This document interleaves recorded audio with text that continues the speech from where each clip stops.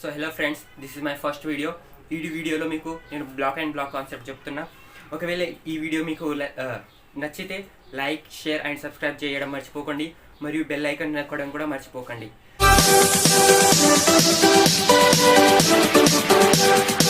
అయితే ఈ black and block కాన్సెప్ట్లో 2 టైప్ ఆఫ్ కేసెస్ ఉంటాయి. కేస్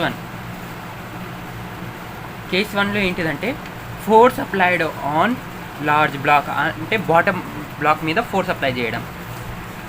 సెకండ్ కేస్ ఏంటిదంటే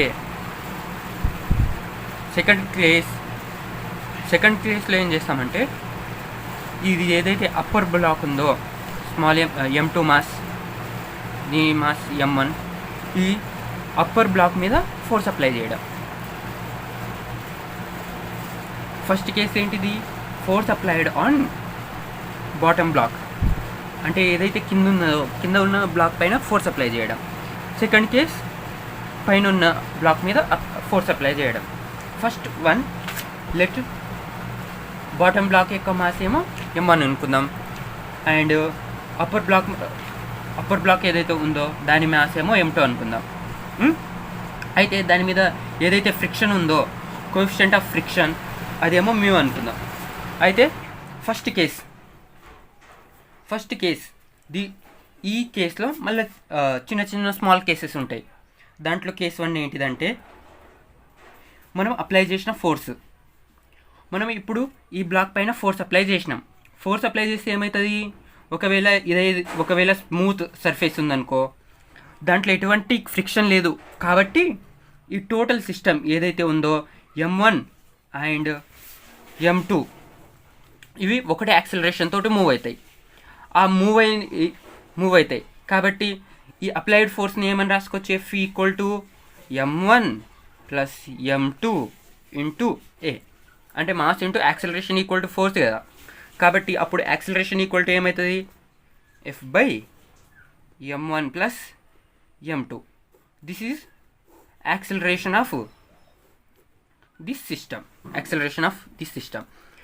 అయితే నెక్స్ట్ దీంట్లో కేసు ఏంటిదంటే, ఒకవేళ మనము ఫోర్స్ అప్లై చేస్తే ఏమవుతుంది? ఏదైనా బాడీకి మనం అకార్డింగ్ టు న్యూటన్ లా ప్రకారంగా every action there is equal and opposite reaction. కాబట్టి ఈ పైన ఏదైతే స్మాల్ m మాస్ ఉందో దానికి ఒక సూడో ఫోర్స్ యాక్ట్ అవుతుంది. ఏ ఫోర్స్? Pseudo force. ఆ సూడో ఫోర్స్ ఏం చేస్తాయి? ఇదేమో ముందుకు మూవ్ అవుతూ ఉంటాయి, కానీ సూడో ఫోర్స్ దీనికి బ్యాక్ సైడ్ లాక్కుంటూ ఉంటాయి. అయితే ఎప్పుడైతే ఈ సూడో ఫోర్స్ ఇక్కడ ఫ్రిక్షన్ ఫోర్స్కి, ఏదైతే ఫ్రిక్షన్ బిట్వీన్ ఆ బ్లాక్కి, ఈ చిన్న బ్లాక్కి పెద్ద బ్లాక్కి మధ్యలో ఏదైతే ఫ్రిక్షన్ ఫోర్స్ ఉందో, ఆ ఫ్రిక్షన్ ఫోర్స్ కంటే ఎక్కువ కనుక సూడో ఫోర్స్ ఉందనుకో, అప్పుడు ఆ బ్లాక్ ఈ బ్లాక్ పైన రివర్స్గా అపోజిట్ డైరెక్షన్లో మూవ్ అవుతూ ఉంటుంది.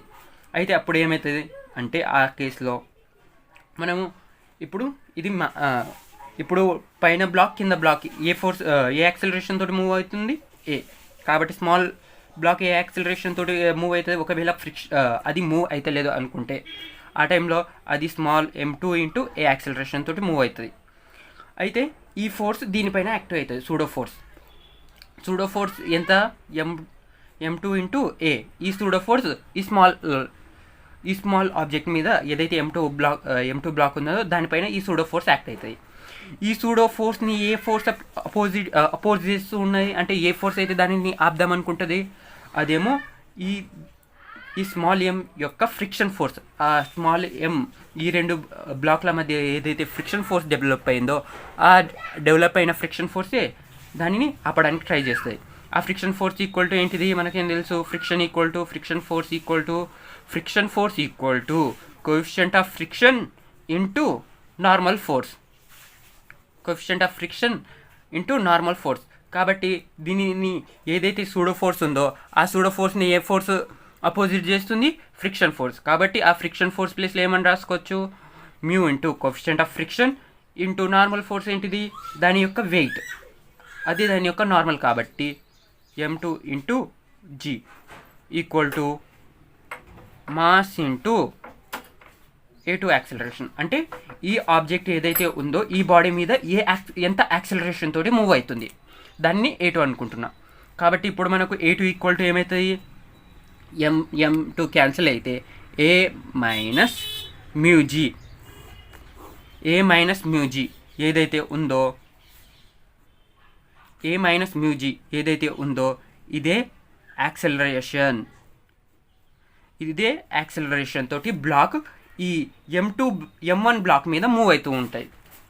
Thank you for watching this video.